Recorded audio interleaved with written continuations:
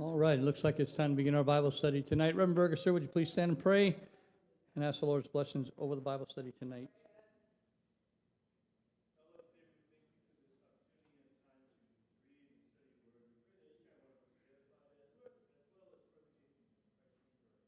Amen. All right. And so just be mindful outside, we got something new. It's all different, whatever. And if you feel brave and you want to walk up the ramp without a handrail, all right. And but it looks good, and we appreciate your patience with us and getting it done. And the grass is even growing. How about that? More work.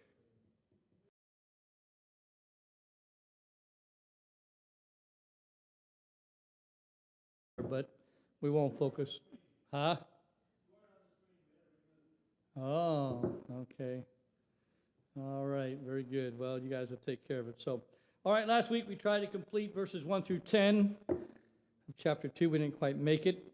We got to verse 10, but we didn't say anything about it. So we're going to just say a little bit about verse 10 and go on and try to get through chapter 2 this evening. We'll see. I don't think we'll be able to make it, but that's all right.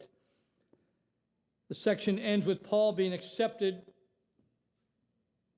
as the apostle to the Gentiles. All right, the meeting there in Jerusalem, they accepted Paul, and the only thing that Peter and the other leaders really could add to what Paul was doing, to what Paul was preaching, was, and you know how some people, man, they always have to have the last word, and whatever. But we're just having fun with that. And so the only thing Peter and the other leaders of the church could add, I'm getting a ring, to what Paul preached was that he and Barnabas in their ministry to the Gentiles should remember the poor. Galatians chapter 2 and verse 10, only they would that we should remember the poor, the same which I also was forward to do. He looked forward to doing. Christianity has ever been the friend of the poor. Sometimes the poor are made so by accepting Christ. There's a lot of people who have lost fortune and fame because of their profession of faith in Jesus, or their turning away from the world and accepting Christ. And whatever we're willing to give up for Christ, as long as it's not sinful, God always has a way of giving it right back to us. May not be right back, but giving it back to us over a period of time.